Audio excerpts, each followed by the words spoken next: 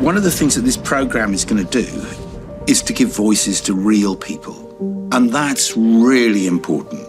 I'm Matt Staniak from Save Windermere, and I'm one of the statues on the Dirty Business fountain. Hi, I'm Ella Foote. I'm an outdoor swimmer and I'm featured on the fountain. The sewage crisis is deeply personal for me. When I was 18, I got dirty seawater in my lung. And although it can't be proved that that's the reason, the next morning I woke up and I couldn't breathe. I was taken to hospital. I was there for a month and I lost 20% of my left lung capacity. That was 20 years ago, and the situation has only got worse since then. I'm really lucky. My parents always took us to the beach. I first went to the beach, I think, when I was about 3-4 months old. And ever since then, I've developed this love of surfing. And it's been this thing that's kind of core in my absolute being.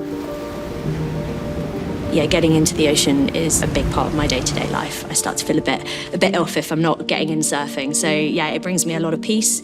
It's my way of socialising and my way of connecting with nature and with my friends. For the last 20 years, I've been swimming in my local rivers because I don't live anywhere near the coast, but I love swimming outdoors. I love the nature, the freedom, the joy. Is it cold in there?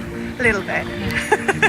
I think it doesn't matter how you engage with the water, or you just simply like being beside it. You should be able to go to those places and know that they're a safe space for you to be.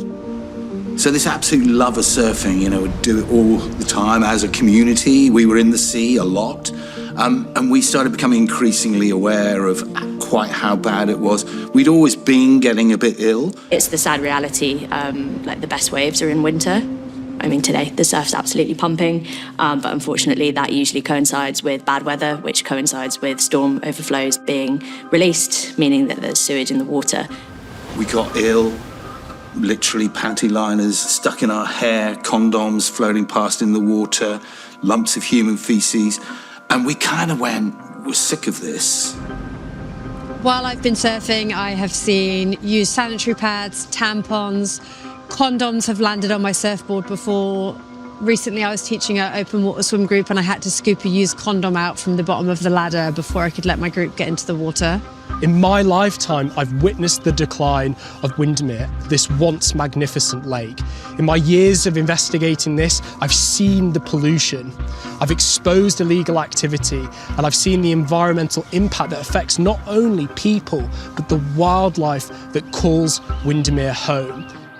As soon as you have heavy rainfall, there's often sewage failure, and that's not okay. And you see it, you know, in our coastlines, coming out of the pipes. You see it often floating in the river, foam, questionable debris. Being on the fountain, for me, is about bringing Windermere's voice to the table. Because if Windermere, in a UNESCO World Heritage Site and a national park, is not free from the sewage scandal, then nowhere is safe from this. We're not seeing this just in Windermere, we're seeing this all over the nation. This is a UK-wide issue. Like, we're seeing sickness reports coming in from all corners of the UK, all 4 UK nations. It really is crazy. You know, it's everything from gastro symptoms to ear infections, eye infections, sinus infections, all the way through to hospitalisations. People have actually been put in hospital after swimming or using the water.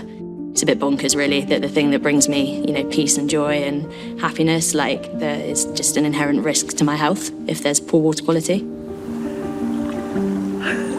Featuring in the fountain, I did have a little think, because it's not the most beautiful expression of my swimming, but anything that's kind of creative and supportive of this problem we have in the country, I'm behind. I think lots of people are aware that there's a bit of a crisis with our waterways, but I don't think they really grasp the sheer scale and tragedy, really, with the situation. And this is totally avoidable. This is about regulatory failings. This is about companies that are prioritising profit over the long-term protection of places like Windermere. All too often, decisions are made for us. This programme is going to allow the real people who use the sea, who use the beaches, it's going to give them the voices. When you see public stories, people's stories, it can have a much bigger impact. And I hope it kind of creates a bit more of a group protest against our water companies and government, or at least put it into a spotlight that something can actually fundamentally change. I hope that this programme will deliver not just thinking, not just awareness, but real action. I want to see an end to sewage pollution here in Windermere to protect this lake for the people of this nation forever.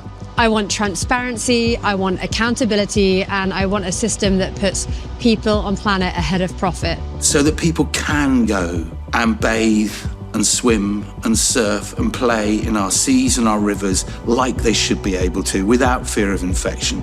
It's a wonderful playground and we should be able to enjoy that.